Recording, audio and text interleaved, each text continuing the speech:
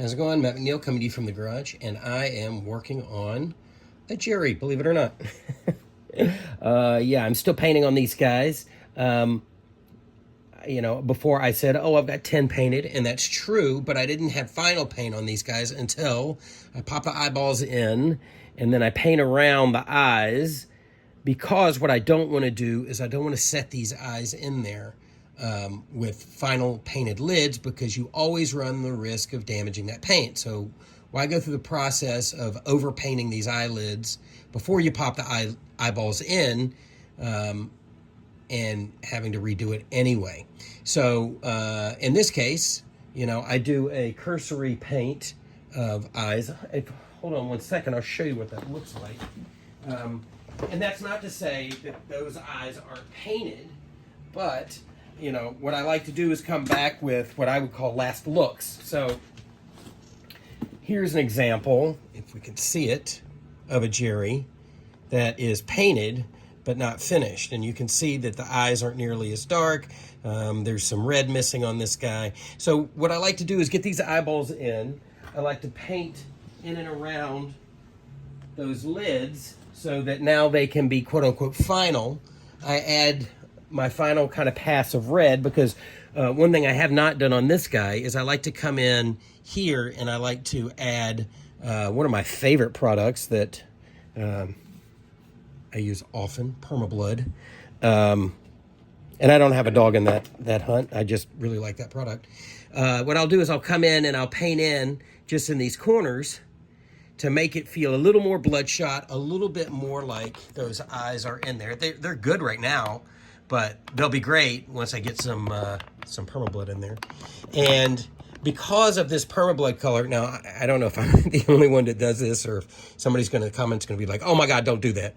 But what I do like to do a little bit is I like to thin out that Permablood and use it a little bit in painting. I've already done it a little bit here with the lip color, like what's going on down in there and up in there, because it's dark and it's red. And what it'll do is it'll pull all these colors kind of together, as opposed to being one quality of red and another quality of red.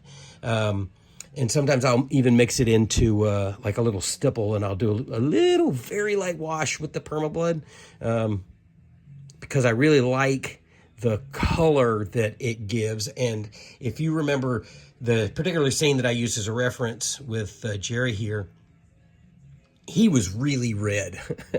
I have a feeling that maybe they shot that in the middle of the summertime, and it was the end of the day, and Chris Sarandon's makeup was starting to get a little sweaty. And as you can see here, I've got a little bit. I don't like going too hard with the sweat, but he was pretty slick, pretty glossy in that final stairway scene. So I feel like I've got to be a little bit beholden to that. But what I try to do is, with those areas, I try to only hit those places where you do sweat a lot. Like, you don't sweat a lot here, but you sweat a lot here, here, across the top of the lip, the crease of the chin, and the forehead. I try to hit those so that you do get this sort of realistic, what in 3D animation you would call, or at least the program I used to use, specularity, which is these kind of like white highlights, these reflective areas where the light is sort of scattered as a result of the wetness of his cheeks and forehead and nose and all that stuff. So anyway, that's what I was doing, and I figured I would pop on here and just talk real quick about epoxying these guys. So once I get that red in the corners of these eyes, what I'll do is I'll mix up some, I use the Gorilla 5-minute epoxy. I really like this stuff. I've tried all kinds of glosses. And, that stuff that you use, Famo wood or acrylite or whatever it's called, on tabletops, is awesome, but it takes a very long time to dry. And what that means is you have to worry about it continuing to move. So you may get your gloss just right on something, and then you'll come back and, you'll end up with a tear or like some drool that you didn't intend. And what's nice about 5-minute epoxy is, it sets quickly. Now, I thin my 5-minute epoxy with alcohol, IPA, and what that does is, not to be mistaken with a beer, even though that's alcohol too. But 99 or 91, something, anything that's like over 90 something percent, you're probably in good shape. But I thin out my Gorilla Glue with that, and that allows me to not only create a thinner version of it, so I'm not dealing with like really heavy sort of molasses, maple syrupy thickness, Caro syrup thickness glue. It's very, very thin, and it allows me to push it around, and it'll settle, which is nice because if you have any brush marks in it, it'll settle. You can also take a hair dryer if you have, like, if you look in the light and you see ridges or something where your brush was, and they're just not kind of leveling out. You can hit it with a hair dryer, and heat will thin it as well. Just be careful, particularly if you've got like punched eyebrows or a hairline. You don't want to hit that with the heat, because if it's a synthetic wig or synthetic hair for the eyebrows or something, eyelashes, whatever, it'll straighten those out. So if you want to keep, like Jerry's 70s curls, or 80s, excuse me, 80s curls, what you'd want to do is just be very mindful of where that heat is going. But anyway, so you can thin that stuff out with heat too, and it'll do a good job. Heat will also bring bubbles to the surface. So if you see any bubbles and you're very selective and careful, you can hit it with a hairdryer, not a heat gun. Heat gun would be too intense for this purpose. So anyway, yeah, so you could do that, which is awesome.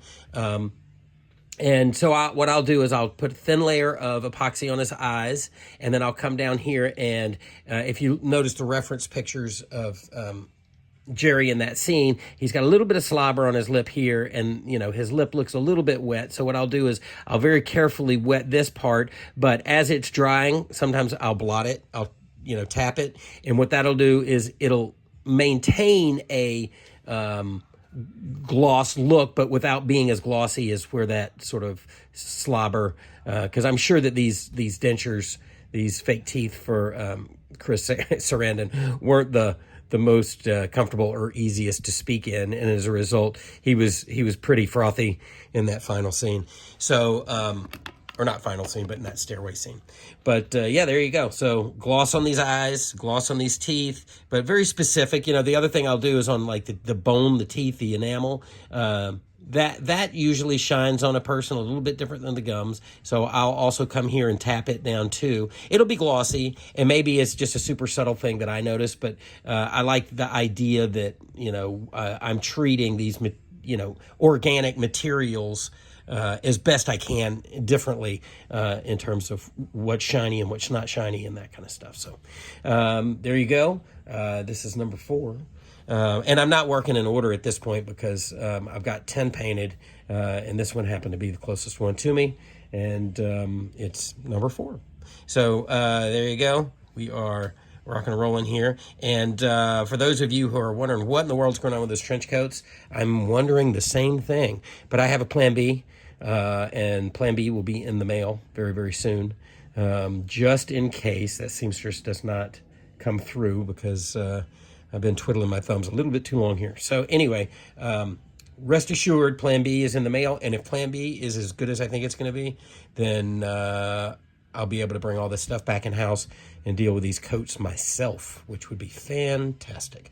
So there it is. Hope everybody is having a nice Saturday. I'm going to finish this guy up and probably move on to number 5.